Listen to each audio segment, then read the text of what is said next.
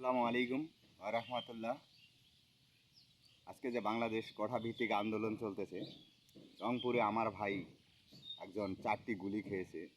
রংপুরে বসে জিএম কাদেরের এখনও কিছু তিনি মুখও খুলেননি। 4টি রংপুরের মাটিতে এরকম দুর্ভিক্ষ ঘটনা ঘটবে। সবচেয়ে বাংলাদেশের রাজনীতির মধ্যে খারাপ পজিশনে আছে আপনার হলো জিএম কাদের। সে ছাগলের চেয়েও অধম, যার মুখের কোনো মূল্য নেই, যার মুখ যে নির্বুধ। আমার মনে হয় যে সবচেয়ে তার বুকে গুলি করার পরে পরে জিএম কাদেরকে রংপুর এসে এটার একটা সমাবেশ কিংবা আন্দোলন করার দরকার ছিল, তাহলে রংপুরবাসী জিএম কাদেরকে আরও বেশি ভালোবাসে। আমার মনে হয় এই আন্দোলনে আজকে যে ছাত্রলীগ নামে যে যারা আছেন তারা সতর্ক হয়ে যান।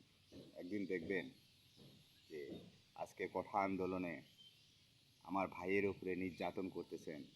বাংলাদেশের পুলিশকে উদ্দেশ্য করে কথাগুলো বলবো যে আমারই ভাই, তোমারও ভাই, যারা এই দেশটাকে, আজকে তুমিও একজন চাকরিজীবী, তুমিও কারো হাত ধরে চাকরি দিতে আসছো, কিন্তু আমি এই মুহূর্তে যাক পুলিশ বিষয়ে কথা না বলি, আর এই মুহূর্তে মির্জা ফখরুলকে ছাত্রদের সাথে আন্দোলনে সাড়া দেওয়া, চরমনাই পীর সাহেবকে সাড়া দেওয়ার আহ্বান করব।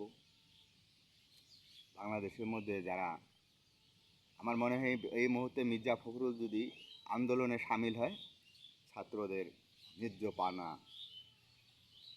বাস্তবিত। আসলে যারা ছোটোখাটো দলের রাজনীতি দল আছেন, তারা, আমি আবারও বলবো, তারা একত্রিত হন, এই মাতৃভূমিকে রক্ষা করেন, আমাদের সন্তানকে রক্ষা করেন। চাকরি যে কোঠা আন্দোলন যে নিয়ে হইতেছে সেটা আপনারা তুলে দিন।